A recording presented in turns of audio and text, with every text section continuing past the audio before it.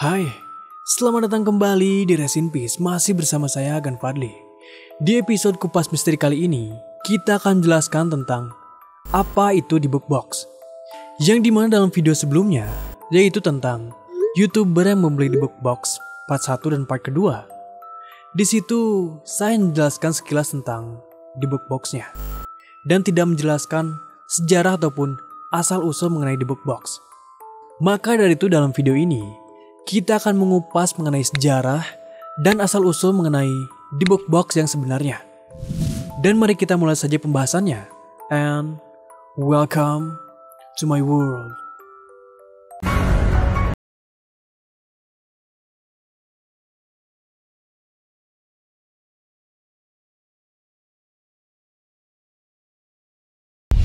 Seperti kalian ketahui dalam video sebelumnya, bahwa di Book Box ini merupakan sebuah kotak yang terbuat dari kayu. Yang dimana si kotak ini tuh berfungsi untuk menyegel roh jahat yang bergentayangan. Dan biasanya, di sekeliling kotak atau di Book Box ini, biasanya dilapisi oleh banyak sekali lelehan lilin. Dan dalam mitologi Yahudi, kata dibak itu memiliki sebuah arti, yaitu roh ataupun arwah yang sudah meninggal. Akan tetapi roh ataupun arwah ini masih terperangkap dalam sebuah objek yang mengakibatkan roh ini bergentayangan. Lalu kisah awal mengenai sejarah di Book Box ini terjadi pada tahun 2001. Yang dimana kisah ini juga membuat di Book Box menjadi viral dan juga sampai sekarang di Book Box banyak dijual di berbagai online shop di internet. Nah, jadi pada awal mulanya ada seorang pria yang bernama Kevin Menis. Yang dimana Kevin Menis ini seorang pengusaha dan memiliki sebuah toko furnitur yang terletak di Portland, Oregon. Pada saat itu, Kevin beli sebuah di Book Box dari seorang makelar tanah. Yang pada awalnya, Kevin sendiri tidak tahu di Book Box itu semenyeramkan apa. Karena alasan Kevin membeli di Book Box ini, awalnya dia hanya berniat untuk menyimpannya sebagai koleksi. Karena bentuk dari di Book Box-nya ini sangatlah antik. Kalau misalkan bentuk dari di Book Box yang dibeli oleh para YouTuber, itu bentuknya seperti kotak perhiasan. Namun di Book Box yang dibeli oleh Kevin, bentuknya ini seperti kotak anggur, atau bisa dibilang berbentuk seperti lemari kecil. Namun pada saat itu, si penjual di Book Box-nya ini mengatakan bahwa di Book Box-nya ini bukanlah miliknya, melainkan milik seorang Yahudi Jerman yang bernama Hefeli, yang pada saat itu merupakan korban selamat dari tragedi Holocaust. Perlu kalian ketahui bahwa tragedi Holocaust ini merupakan tragedi genosida ataupun pembantaian jutaan rakyat Yahudi di Jerman yang dipelopori oleh Hitler. Meskipun tragedi genosida ataupun pembantaian jutaan rakyat Yahudi ini masih berupa kontroversi, tapi kita kesampingkan dulu itu. Namun pada intinya, seorang Yahudi pemilik di Book Box ini yang bernama Hefeli merupakan seorang korban yang selamat dari tragedi Holocaust. Dan si makelar tanah ini juga mengatakan bahwa di Book Box ini merupakan sebuah benda pusaka ataupun barang berharga milik keluarga Hefeli. Lalu setelah Kevin beli di Book Box ini dan setelah mendengarkan cerita bahwa di Book Box ini merupakan barang berharga milik keluarga Hefeli, kemudian Kevin pun meminta alamat keluarga Hefeli kepada semaklar tanah. Dan semaklar tanah ini pun memberikan alamat rumah keluarga Hefeli. Dan selang beberapa hari setelah itu, Kevin pun berhasil menemukan alamat rumah keluarga Hefeli, yang memang rumahnya ini masih terletak di daerah Oregon, sehingga Kevin tidak sulit untuk mencarinya. Kemudian ketika Kevin sampai di rumahnya keluarga Hefeli, ketika itu Kevin bertemu dengan cucu Hefeli. Namun ketika Kevin ingin mengembalikan di Book Box-nya ini, si cucunya ini justru malah menolaknya. Dan dia tidak ingin di Book Box-nya ini ada di rumahnya lagi. Si cucunya ini juga mengatakan bahwa di Book Box ini disimpan di ruang tempat jahit neneknya dan tidak pernah dibuka. Karena neneknya ini atau si Hefeli ini pernah memberikan sebuah pesan kepada keluarganya bahwa di dalam di Book Box ini terdapat banyak sekali roh jahat yang tersegel. Namun ketika itu Kevin tidak terlalu menganggap serius apa yang diucapkan oleh cucunya Hefeli ini. Karena memang cucunya ini masih kecil dan juga Kevin menganggap bahwa mungkin saja itu hanya sebuah bercandaan. Kemudian Kevin pun kembali lagi ke rumahnya sambil membawa kembali di box-nya. Yang dimana pada saat itu dia berniat untuk menyimpan di box-nya ini di toko furniturnya untuk dijadikan sebagai hiasan. Namun sebelum dia simpan, dia pun penasaran dengan isi dari debug box ini. Lalu dia pun membuka debug box tersebut dan di dalamnya terdapat 2 buah koin cetakan tahun 1920-an. Lalu ada beberapa helai rambut yang diikat dengan tali. Kemudian ada batu kecil yang berwarna putih yang diukir dengan huruf Ibrani yang bertuliskan Shalom. Kemudian ada sebuah gelas anggur emas kecil, lalu ada sepucuk mawar merah, dan juga tempat lilin yang berbentuk seperti gurita.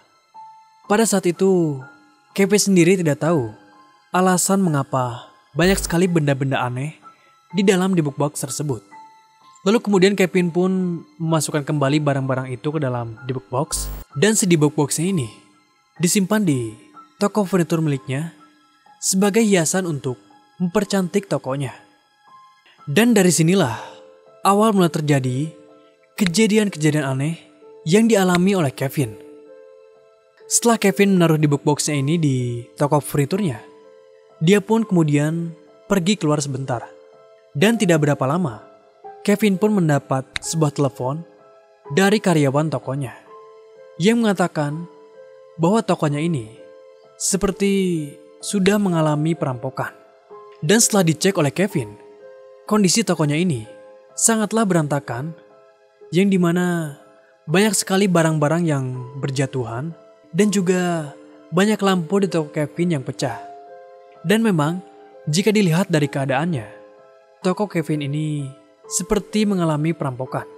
Namun ternyata setelah Kevin mengecek lagi barang-barang di tokonya, ternyata barangnya tidak ada yang hilang, baik itu furnitur maupun uangnya.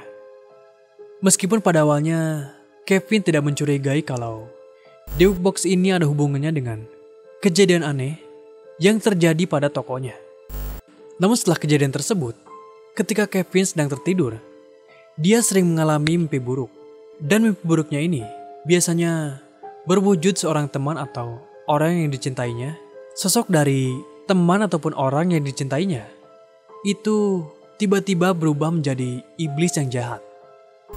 Lalu pada suatu hari ketika ibunya Kevin sedang berulang tahun, Kevin memberikan debug box tersebut sebagai hadiah ulang tahun untuk ibunya.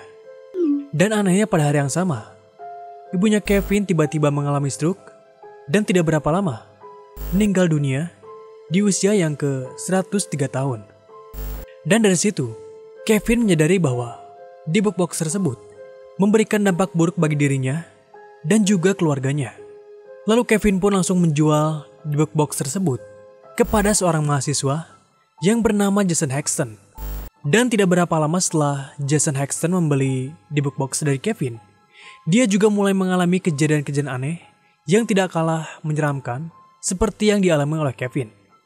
Yang dimana tubuh Jason sering mengalami kejang-kejang, bahkan sampai batuk berdarah.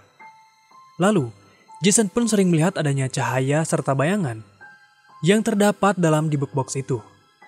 Jason mengklaim bahwa dalam debug box tersebut terlihat seperti adanya aktivitas gaib.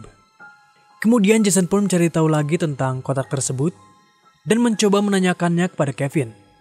Namun sayangnya, Kevin tidak memiliki informasi yang cukup tentang asal-usul debug box ini. Lalu Kevin pun mengajak Jason untuk menemui semaklar tanah yang pertama kali menjual debug box kepada Kevin. Setelah mereka berdua menanyakan informasi mengenai debug box tersebut kepada semaklar tanah, ternyata banyak sekali kesamaan yang memang itu kebetulan atau bukan, bahwa ibunya Kevin dan Hefeli, yaitu pemilik dari debug box ini, ternyata adalah seorang keturunan Yahudi dan meninggal di usia yang sama, yaitu pada usia 103 tahun. Dan dari sinilah rasa penasaran mereka berdua semakin terdorong, hingga akhirnya mereka dipertemukan dengan sepupu Hefeli yang bernama Sophie. Nah, dari Sophie inilah mereka mengetahui asal-usul mengapa di box ini bisa berhantu dan juga dapat memberikan aura negatif. Jadi ceritanya, pada tanggal 10 November 1938, tepatnya beberapa bulan sebelum Perang Dunia Kedua, Sophie dan Hefeli membuat sebuah papan permainan yang bernama Ouija Board yang bertujuan untuk memanggil arwah. Yang memang ketika itu, permainan Ouija Board memang sudah ada dari zaman dahulu. Pada awalnya mereka melakukan permainan tersebut hanya sebatas untuk bersenang-senang. Dan mereka juga tidak berpikiran bahwa mereka bisa benar-benar memanggil arwah. Namun ternyata ketika mereka melakukan permainan tersebut, tiba-tiba banyak muncul arwah jahat yang mereka panggil. Dan menurut Sophie, jumlahnya mencapai ribuan. Kemudian mereka berdua pun berencana untuk menyegel arwah-arwah tersebut. Namun sayangnya, hal tersebut gagal dilakukan. Karena memang pada saat itu, mereka kebingungan mencari media yang cocok untuk menyegel para arwah tersebut. Hingga akhirnya, para arwah tersebut bergentayangan dan tidak berapa lama setelah kejadian itu, terjadilah Perang Dunia Kedua. Yang memang menurut beberapa orang paranormal, bahwa kejadian Perang Dunia Kedua dipicu oleh arwah jahat yang dipanggil oleh Sophie dan Hefeli. Lalu setelah Perang Dunia Kedua selesai, Sophie dan Hefeli membuat sebuah kotak anggur yang rencananya digunakan untuk menyegel arwah-arwah jahat yang telah mereka panggil. Dan ternyata setelah mereka membacakan beberapa mantra, ternyata penyegelan tersebut berhasil dilakukan. Dan arwah-arwah jahat itu berhasil tersegel ke dalam kotak anggur yang dibuat oleh Sophie dan Hefeli. Dan hingga akhirnya, kotak itu diberi nama Debug Box, yang berarti kotak yang berisi arwah-arwah penasaran.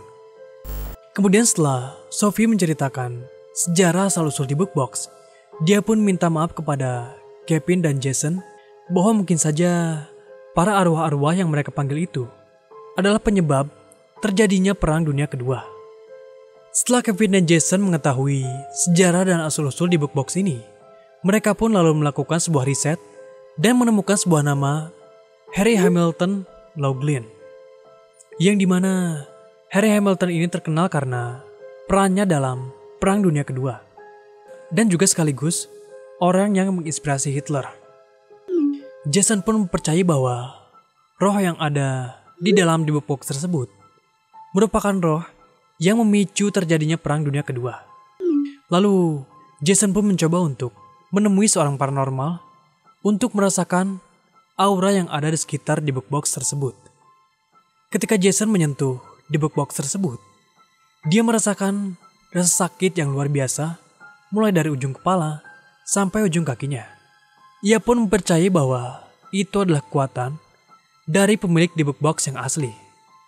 Lalu setelah Jason mengetahui seluk-beluk tentang Debug Box ini, dia pun kemudian menyumbangkan Debug Box ini kepada sebuah museum di Amerika. Karena mungkin bisa dibilang, benda ini sangat keramat dan juga memiliki sejarah yang kelam, serta memiliki aura yang negatif. Ditakutkan jika dia memberikan ataupun menjual Debug Box ini kepada orang lain, dia takut orang tersebut bisa mengalami hal-hal buruk yang akan menimpa dirinya. Dan setelah cerita mengenai Debug Box ini viral di internet, mulai banyak orang-orang yang membuat tiruan mengenai Debug Box dan dijual di beberapa online shop. Yang mungkin memang beberapa dari Debug Box tersebut ada yang real, tapi kebanyakannya itu fake. Selain itu juga, mulai banyak YouTuber-YouTuber yang beli Debug Box dan mereka ingin membuktikan apakah di dalam Debug Box tersebut terdapat arwah jahat yang mengganggu mereka ataukah tidak. Dan mungkin itu saja untuk video kupas misteri kali ini. Kira-kira setelah menonton video ini, apakah kalian percaya jika Perang Dunia itu dipicu oleh arwah jahat yang dipanggil oleh Sophie dan Hefeli? Lalu, Apakah kalian percaya jika di book box itu memberikan aura negatif ataupun kesialan kepada orang yang memilikinya? Silahkan tulis komentar di bawah. Jangan lupa juga untuk like dan subscribe jika kalian suka dengan video ini. Dan tonton juga video-video horor lainnya di channel Rest in Peace. Sampai jumpa di episode berikutnya dan selamat bermimpi buruk.